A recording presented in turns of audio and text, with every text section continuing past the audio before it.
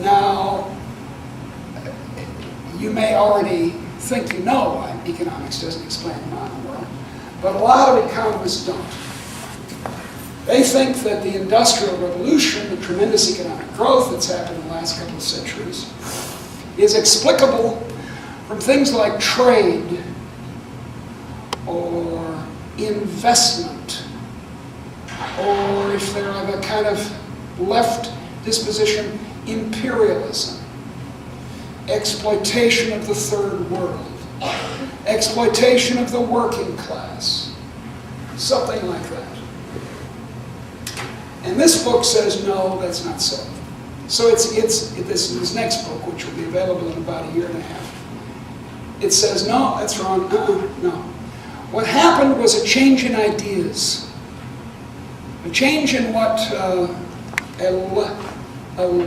Alexis de Tocqueville, the great French student and observer of the United States, called habits of the mind, or more exactly, habits of the lip, how we talk about things.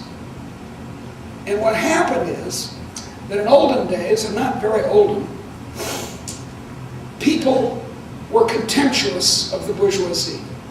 Everyone was, not just a few artists and intellectuals. And, pardon me, I have a cold. And the artists, these people who were contemptuous of the bourgeoisie controlled the bourgeoisie and said, you're not allowed to do this, you're not allowed to do that.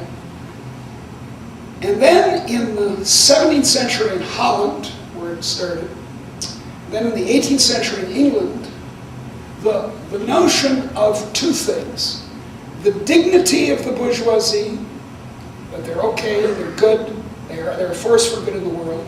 That was the first point. And the liberty of the bourgeoisie, their freedom to do things, to make deals, to invent stuff.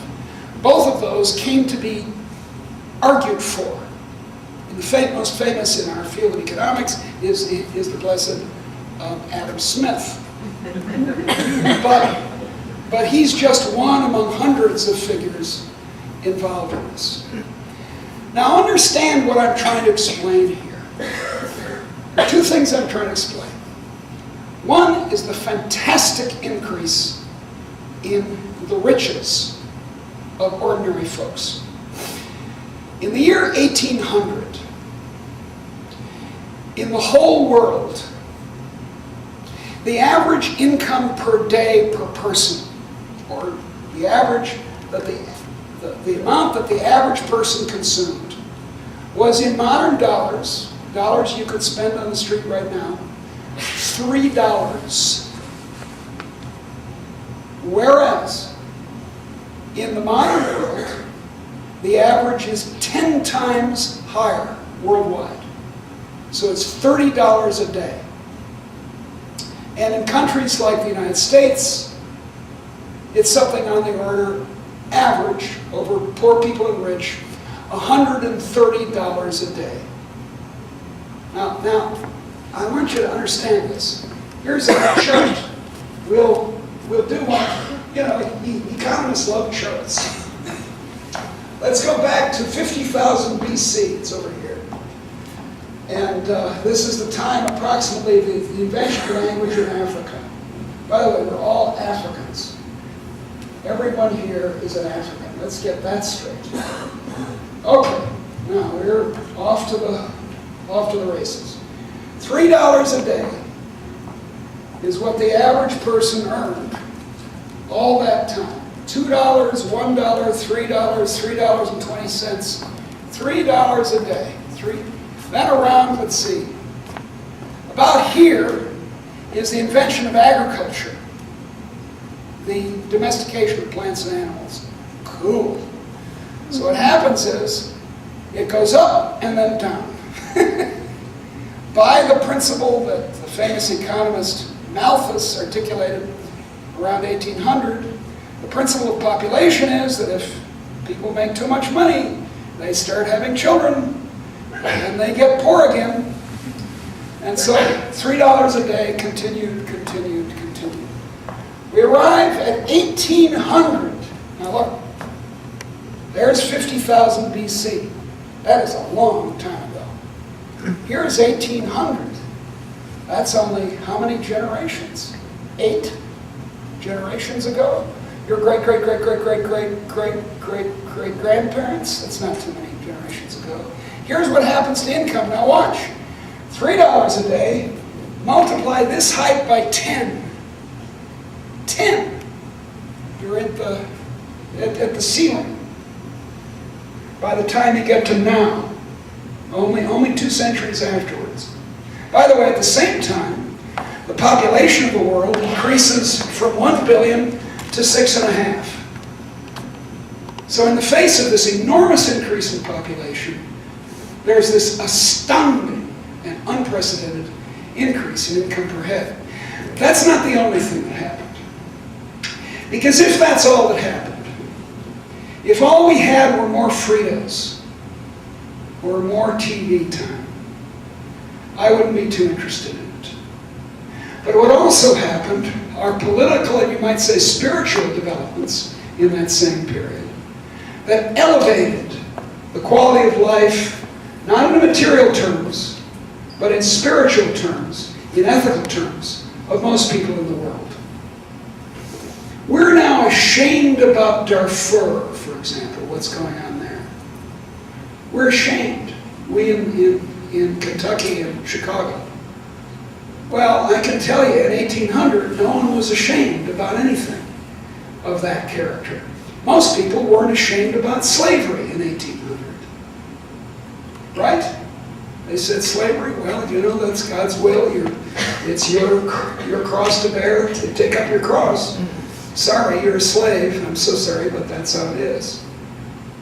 And very quickly, the spiritual character of the West and then also the East and the South changed.